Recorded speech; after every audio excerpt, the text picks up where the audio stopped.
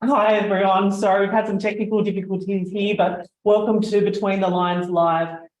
Here from Canberra, our Canberra office. My name is Vanessa Rader. I'm head of research for Ray White, and I'm joined here with Frank Giorgi. Frank is our head of industrial sales and leasing, and also Andrew Green, who is our head of office agency. So welcome, boys. Thanks very much. Great to have you here. Sorry for the slow start, guys. I'm in Canberra and everything's cold, and so I'm just using that as the excuse for today. But let's start with some really kind of robust discussion about what's going on with the ACT. It's a market that not a lot of people necessarily know about. So let's kind of educate the audience on what's going on and what we're seeing happening.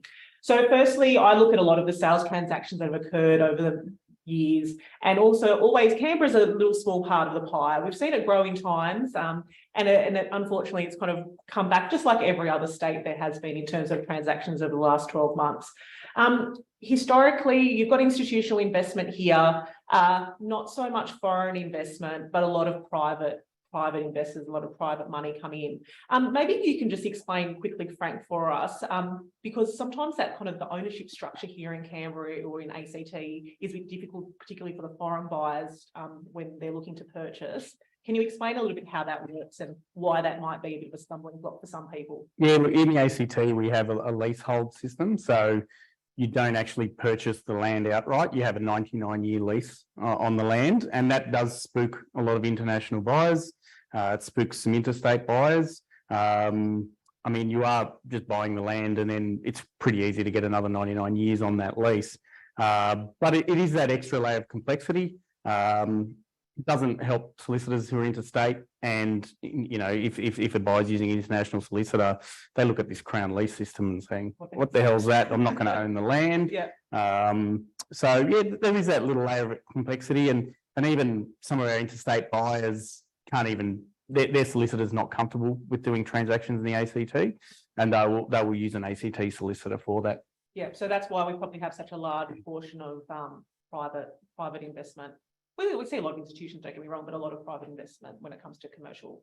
Yeah, and the institutional sort of buyers traditionally go for the office market in the ACT. In my sector, in the industrial sector, we don't have a lot of properties over the 20 million mark that the instos do like. So there is a lot of those office assets, and they're the ones that trade hands. But in my game, it's a lot of local buyers, a lot of interstate buyers in the last couple of years. One thing we will touch on in the ACT, we have this stamp duty threshold. So $1.7 million, anything over that, you have to pay stamp duty. You know, 5%, you go $1 over, it's $85,000 in stamp duty.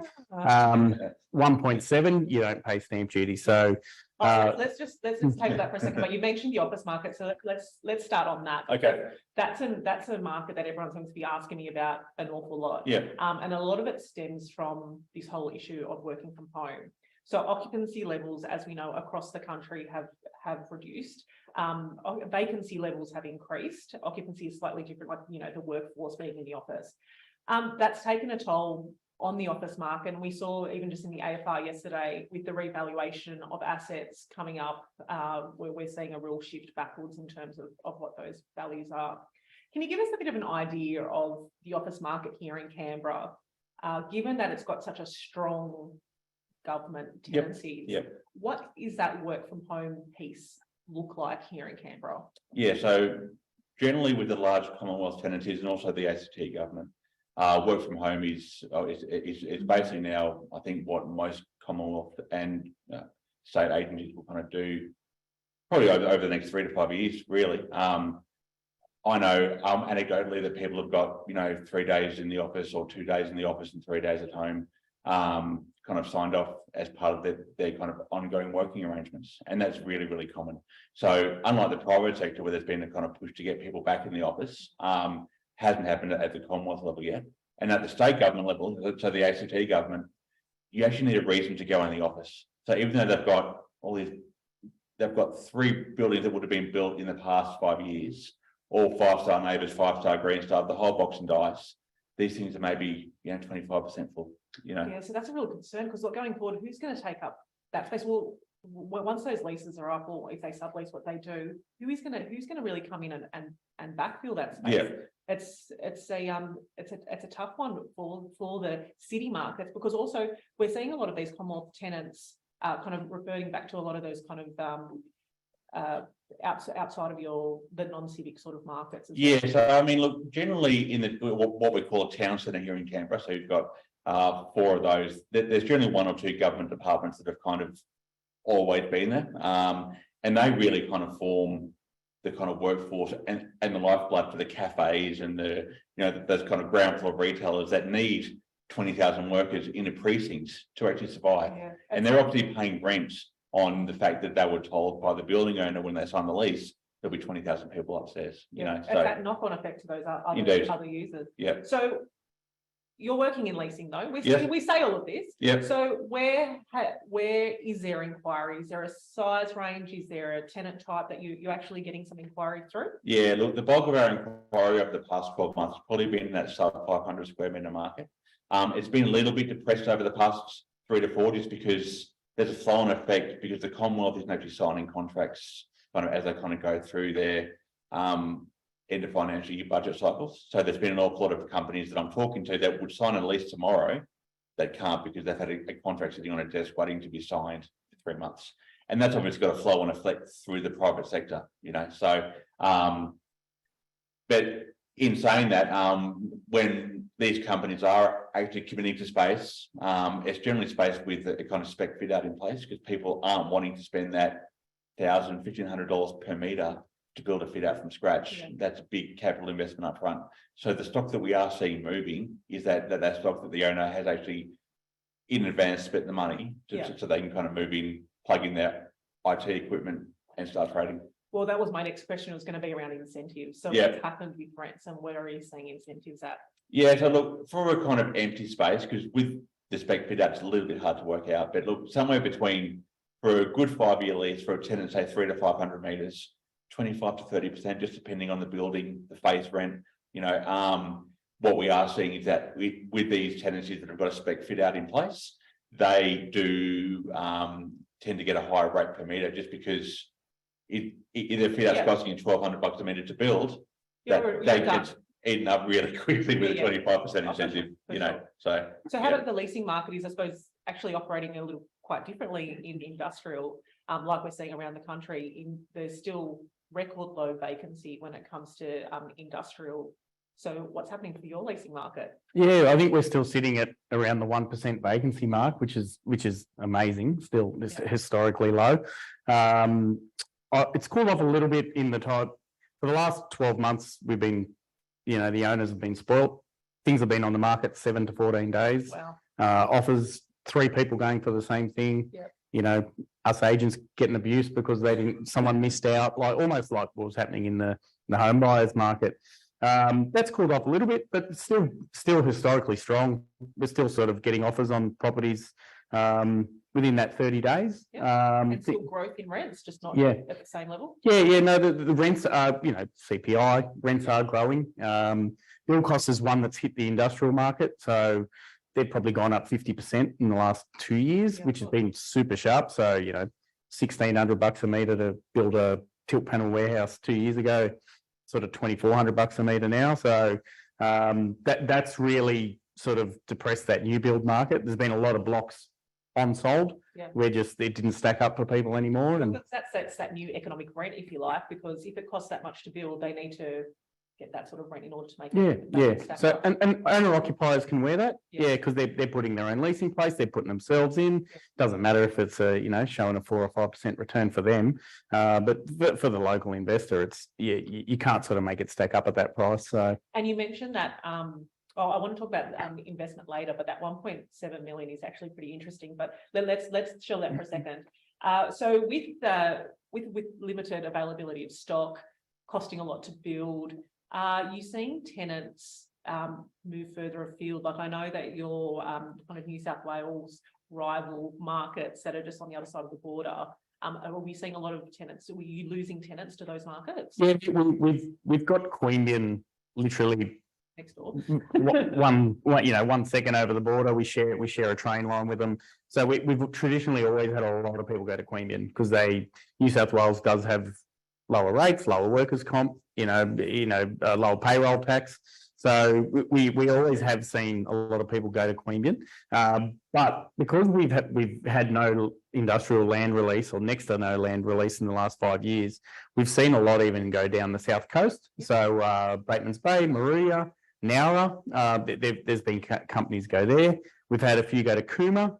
Snowy Hydro's, 2.0 is in full swing, so there is a lot of people down there.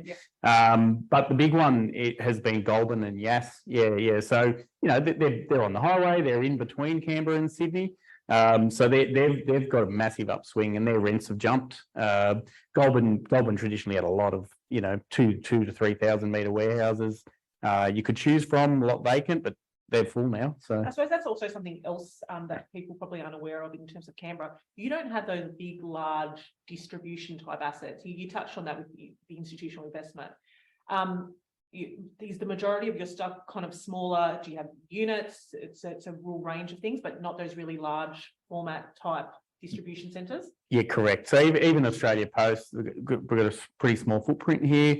DHL, very small footprint. All these sort of larger, Goodman just don't have any plans to come here. So a lot of these large users just see Canberra as somewhere they can same day from Sydney, unfortunately. So through COVID, it was really hard to get staff in the ACT, as it was everywhere. So a few companies like Coca-Cola, ACM Parts, which is NRMA's parts division, they actually pulled out of Canberra, and they're just same daying from Sydney. So when I tell the interstate people that people are actually moving out of Canberra same daying, they were very shocked by that, and that we don't have the large distribution centres here. I guess it's a blessing we're so close to Sydney, and it sort of hurts us a little bit too. So that's, I suppose, feeds into industrial, like you said, is very much a tightly held owner-occupier, local investor space. And during COVID, though, you got a lot of interstate buyers come and speculate here. Yeah, we did. Yeah, so we the ACT, our yields have always never been as strong as Sydney and Melbourne. So during COVID, a lot of people had a lot of time on their hands. They were researching. They saw that the ACT was a really good market to buy in, super low vacancy rate. We got the highest sort of wage in the country here. So a lot of interstate buyers sort of cotton on to Canberra. A lot of buyers agents were pushing Canberra assets. And got good value in terms of yield. And anything that you bought in the last 3 years, like you did very well out of. The rents keep growing. There's still 1% vacancy. So it was so hot for industrial, or they still are really. That was the asset class of choice, hasn't it been for the last few years? Yeah. And as you said, we have a lot of those properties that are, the 1 million, up to 2-3 million that are the mum and dad invest. They can afford it. They can get money quite easily for it. And we don't really play in that $20 to $50 million sort of, price range.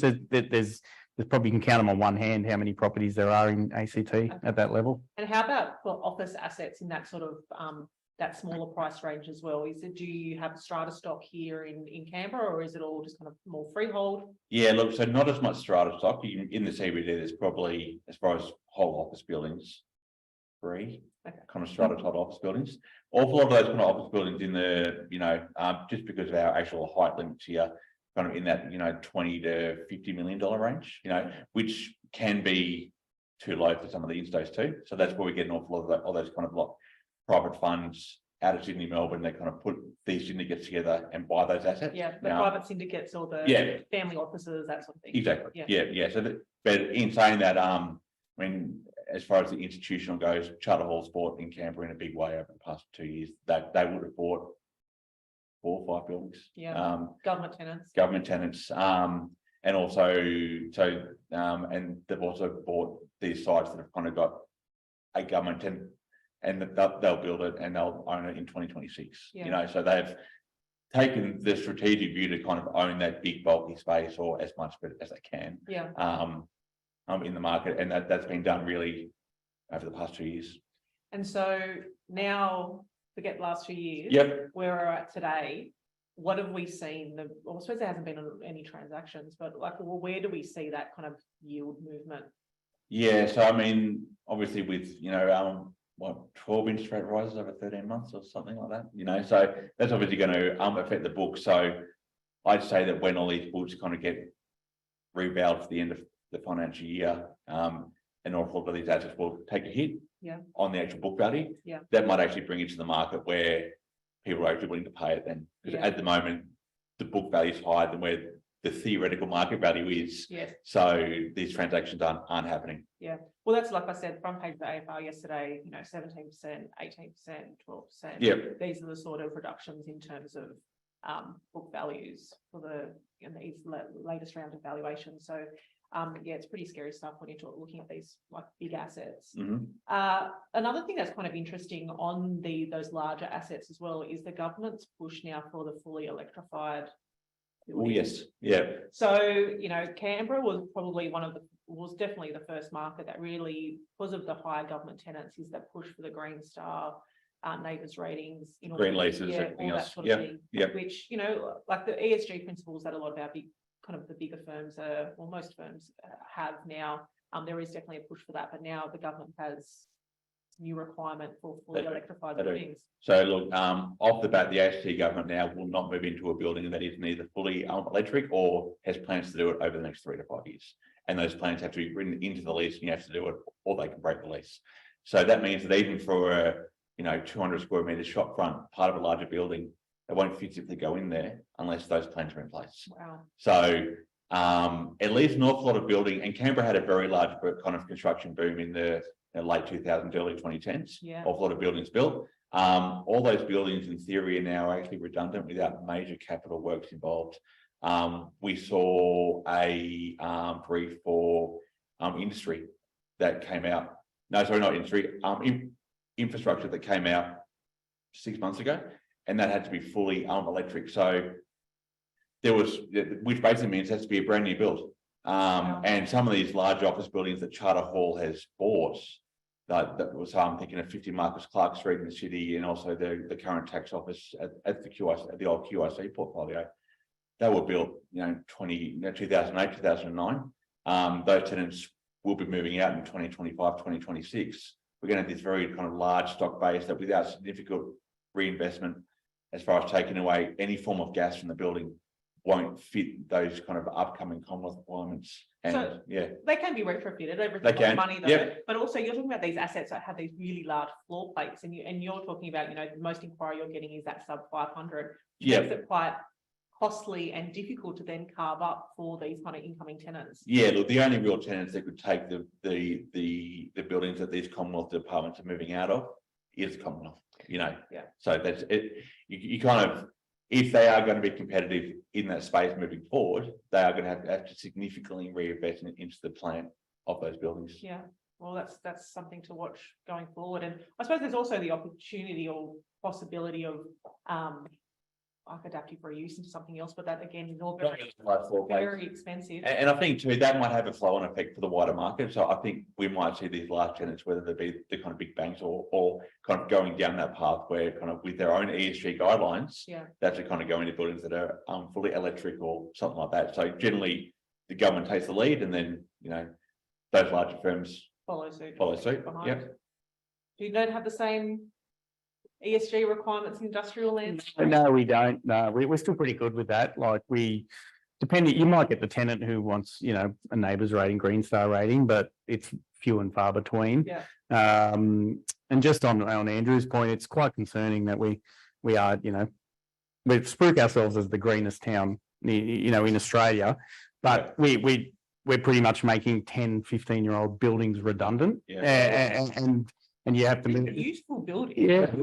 And I've had a case recently where it was pretty much the greenest tenant I've ever dealt with, backed by CSRO, Woolies, cutting edge recycling, that we can hopefully announce a deal with soon. And they couldn't come in the ACT because there was too much red tape in our system that no one from government would get back to them. And another one has gone across the border into New South Wales. Wow. Yeah, so that's it makes it hard to get kind of those things across the line. But just back on industrial in terms of the investment activity. So can you explain? So it's $1.7 million.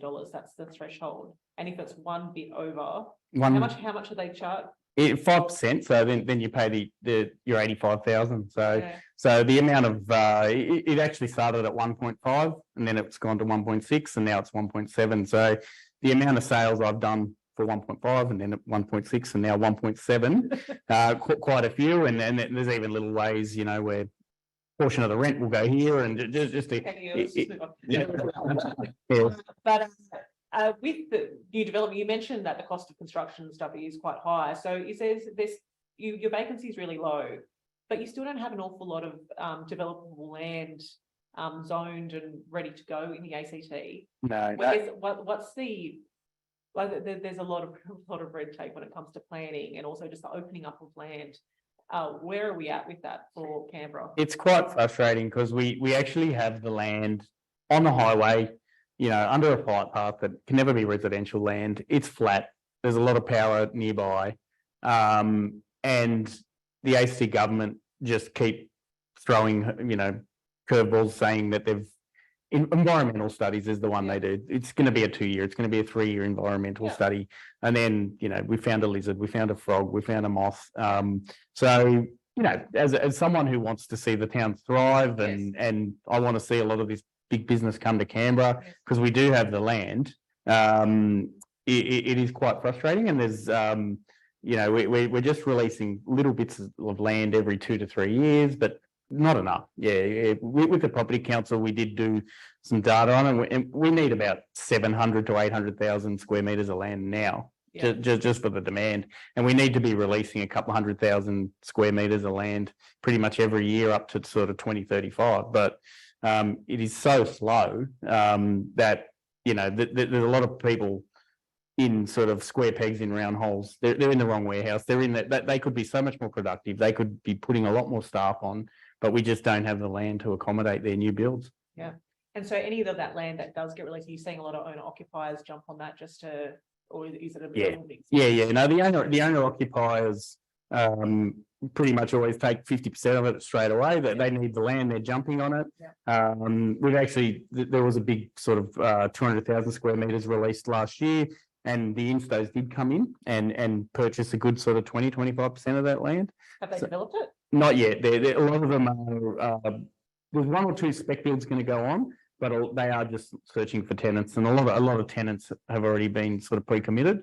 But yeah, that's what's happening. So we are, even the instos are seeing Canberra's good buying now. So they're buying these big swathes of land. Yeah. Well, like we have the same issue everywhere because there's just, you know, land availability is very short everywhere. So I'll probably start kind of wrapping us up and look at what are the opportunities that you guys are seeing in your respective markets, where we know that interest rates are up. Well, the cost of finance is much more difficult and more expensive right now. We're in this kind of period where it's going to be difficult for the next little while. Where are the kind of green shoots or the bits of opportunity that you can identify in the office market? Okay, yep. I think that there's an awful lot of kind of buildings, especially in the CBD, that might be, you know, they're kind of 20, 30 years old, say, you know, and they haven't had the reinvestment back into them that they probably should have. As such, their vacancy is starting to creep up. So I think that they're over the next, say, 12 to 18 months, a few of those buildings might actually come to the market because for whatever reason, the owners don't want to actually spend the money to actually reinvest into those buildings. And look, if that reinvestment happened and the actual spec fit out build, you could probably see a rental growth of what you are getting today on a kind of face value, about $150 a metre at least, you know, probably up to $200 per metre, you know. So that's where there can kind of be some actual physical rental growth within that kind of office market in a building that today might be getting $350 to $400 a metre. And hopefully the work from home, we're already starting to see the push from particularly banking, finance, insurance sectors, particularly in Sydney and Brisbane, Melbourne, to get staff back into the office. If that push comes through, that will help that demand going forward as well. So if that's the spot to. Yeah, and look, I think most of the private sector is kind of back to kind of where they'll be. I mean, obviously, I think the work from home is more a challenge for those larger kind of Commonwealth agencies or, you know, the Westpac or the NABs, or, people that have got 20, 30, 40,000 square meters. Yeah. With a very large workforce. I think and those tenants outside of the Commonwealth are very thin on the ground in Canberra, so that they generally tend to be, 300, 400, 500 square meter tenants where it's a different kind of workforce. Yeah. And how about industrial? The opening up land, I suppose, is probably what we need to see. Definitely. So I think the more land that is released, a lot of these companies can come from Sydney, they can come from Campbelltown, they can come from Wollongong. We've been speaking to them for years, but there's just not that land for them. So I think once we open up this land, because, Sydney, Wollongong, they're pretty much landlocked. They don't have much more industrial land to go. They will look at Canberra and to come here and to bring their workforces here. Yeah. And I think we have a huge opportunity to do that, but we just have to release this land in a timely manner. Yeah. And just the last thing, investment. You're still getting demand, you're still getting inquiry on quality assets. Definitely, no. It's not all doom and gloom. No. So, listed tenant or a government tenant, we're still getting results, in those 5% yields. Yeah. Even in the great times, we never really got 4% yields in ACT.